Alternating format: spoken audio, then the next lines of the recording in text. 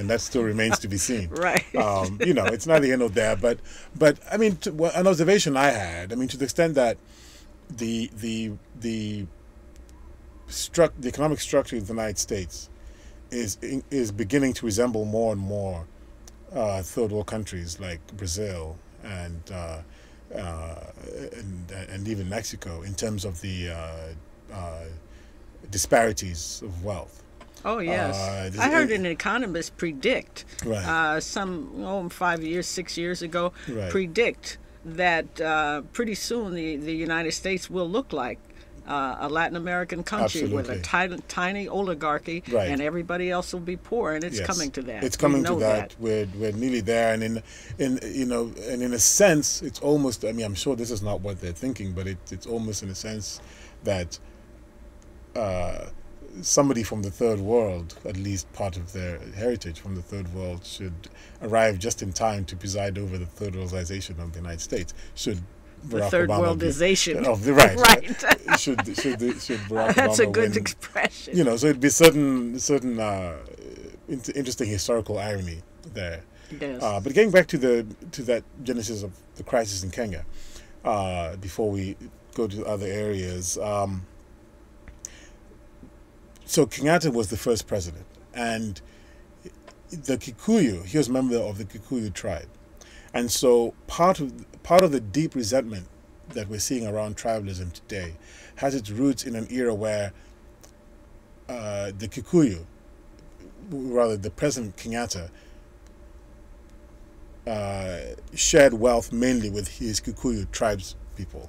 Right. And the Kenya elite was virtually all Kikuyu. All the wealthy people in Kenya were Kikuyu.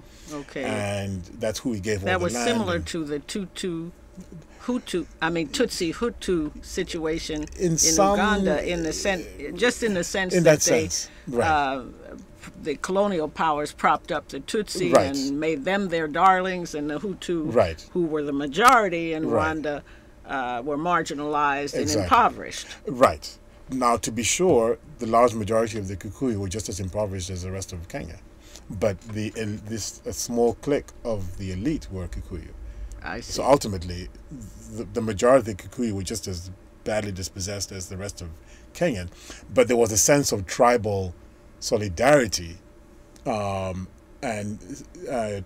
which was perpetuated through systems of patronage, where Kikuyu would be favored with jobs in the banks and so on and so forth. Well, it's sort of like whites here. Exactly. Really. So even though the majority of whites and are... blacks and browns right. are marginalized. Exactly. So it's a similar. It works in a similar way. So an interesting thing happened when Kenyatta passed away. He was many African leaders of that post-colonial era seemed to all have the sense that they would live forever and ever, and mm-hmm. there was never any real contemplation of what to do about political succession, a political transition. That was never contemplated in any meaningful way. So when Kenyatta passed, there was a scramble, or even the years leading up to his passing, there was a scramble for power. Moi, who was president after Kenyatta, was always considered as a marginal figure. Nobody took him that seriously. However, he was Minister of Home Affairs, which is basically essentially being, like the Attorney General or head of the FBI. He controlled the police forces and police intelligence, who in their numbers and control of the country were much larger than even the army. Oh. And so people underestimated him. People thought that, here's somebody who, all the Kikuyu elites didn't take him seriously.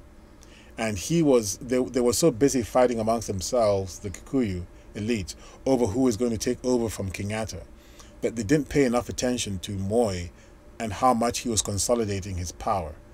I see. When he was seen because he was vice president and Minister of Home Affairs, so he was seen as a symbolic, to symbolically represent the Kalenjin, who are also another large tribe in Kenya, but he was never taken seriously as a political figure. But he outsmarted people and was able to consolidate his power while the Kikuyu elites were fighting amongst themselves. and he was in power. He took over in 1979, and was in power for almost about 24 years.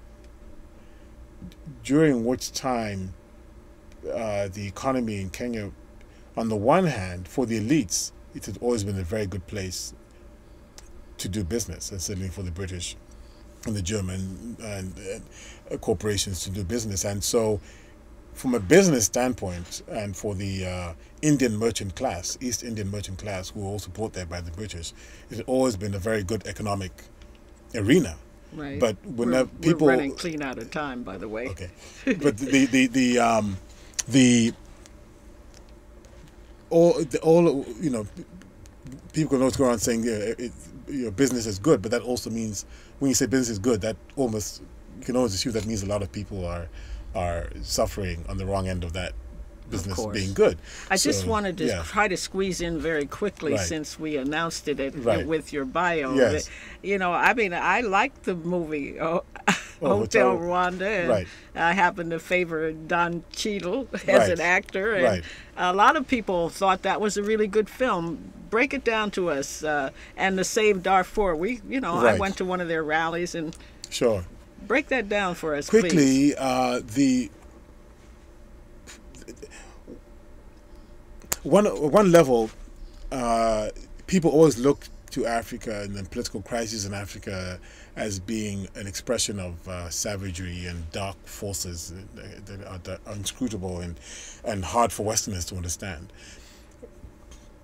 Forgetting that Africa is on the same planet with basically the same people, same political type of forces, and Africans are human beings. Right. And there was a civil war between the Hutu and the Tutsi. The complex and the historical background of that is certainly complex, and we can get into that in another show. But because first Belgium and then France. And the US Germans was mixed in there, and the Germans. But suffice to say that the conflagration in Rwanda in 1994 was a combination of 4 years of intense civil war between the Hutus and the Tutsis, and Tutsis in Uganda, who ultimately invaded Uganda after shooting down the plane carrying the presidents of Rwanda and Burundi, who were returning from peace talks in Arusha.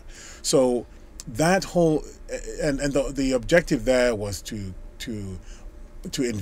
the Ugandans working with the Americans to invade Rwanda and then launch an invasion of the Congo, where tens of millions of people have died. And tens of millions. Up to nearly 10 million people have died in the Congo. We don't really know the numbers, but it's extremely high. And nobody pays attention to it. The objective there is to control the mineral resources of that region and use the so-called and there certainly was a genocide. The question is who carried it out. Technically the term genocide means it's the prosecution of a certain ethnic group. But that's not what happened. Both Hutus and Tutsis were killed. And by the way, Hutus and Tutsis speak the same language. They're not. There's no linguistic distinction there. But what the movie Hotel Rwanda did is sentimentalized and gave a superficial picture of what happened. And the fellow who was represented in that movie, who ran that hotel, is now persona non grata in Rwanda. And that should tell you a lot, because he's telling the truth about Paul Kagame today in Rwanda, and he can't go back there as we speak. Oh my goodness.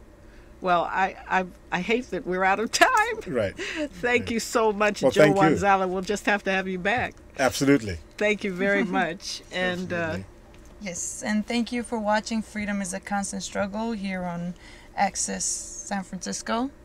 Did I say wrong? SF Live. Access SF. Yes, please tune in next week, same time, same place, when we will be honoring Dr. Martin Luther King's birthday, and hopefully with Bay Area's own Avacha. So tune in next week. Again, thank you for watching Freedom is a Constant Struggle with Kiilu Nyasha and Najada Handakich.